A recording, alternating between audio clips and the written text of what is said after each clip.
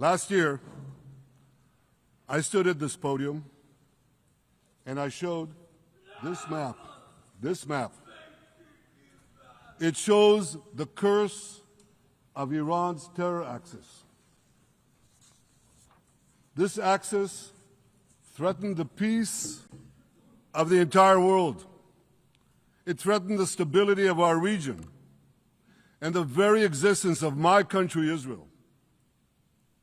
Iran was rapidly developing a massive nuclear weapons program and a massive ballistic missile program. These were meant not only to destroy Israel, they were meant also to threaten the United States and blackmail nations everywhere. The Houthis launched ballistic missiles at Israel while choking global trade at the mouth of the Red Sea. So what's happened over the past year?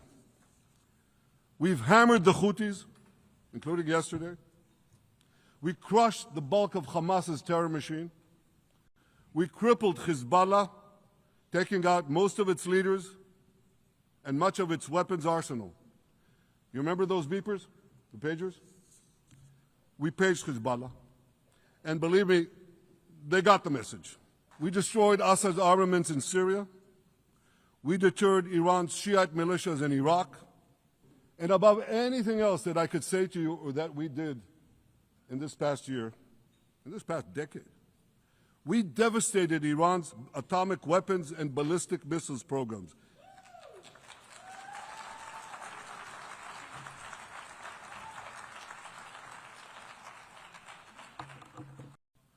Half the Houthi leadership in Yemen, gone.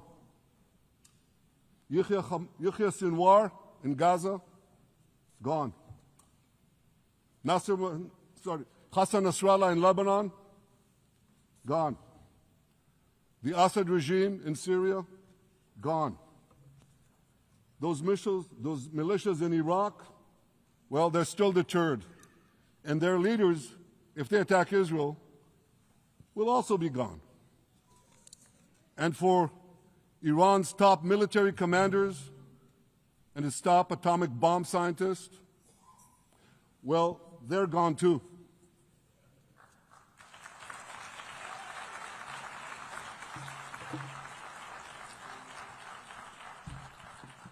And you saw this. Israeli fighter pilots and American B-2 pilots bombed Iran's nuclear enrichment sites. I want to thank President Trump for his bold and decisive action.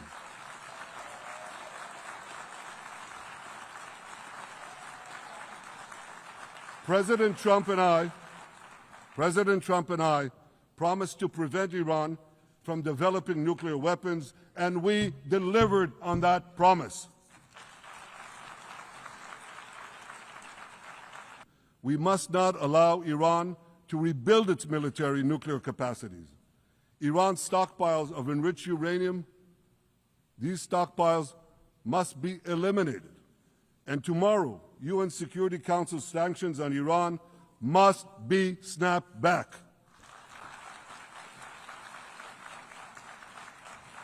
But we're not done yet. The final remnants of Hamas are holed up in Gaza City. They vow to repeat the atrocities of October 7th again and again and again, no matter how diminished their forces. That is why Israel must finish the job. That is why we want to do so as fast as possible. You see this large pin here? It's a QR code. What I ask you to do is hold up your phones, zoom in, and you too will see why we fight and why we must win. It's all in here. We've brought home 207 of these hostages, but 48 still remain in the dungeons of Gaza. 20 of them are alive, starved, tortured, deprived of any daylight, deprived of humanity. I've surrounded Gaza with massive loudspeakers connected to this microphone in the hope that our dear hostages will hear my message. Our brave heroes, this is Prime Minister Netanyahu speaking to you live from the United Nations. We have not forgotten you, not even for a second. The people of Israel are with you. We will not falter and we will not rest until we bring all of you home.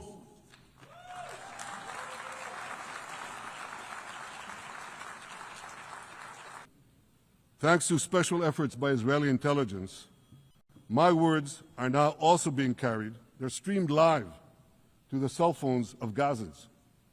So to the remaining Hamas leaders and to the jailers of our hostages, I now say, lay down your arms. Let my people go. Free the hostages, all of them, the whole 48. Free the hostages now. If you don't, Israel will hunt you down. Ladies and gentlemen, if Hamas agrees to our demands, the war could end right now. Gaza would be demilitarized, Israel would retain overriding security control, and a peaceful civilian authority would be established by Gazans and others committed to peace with Israel.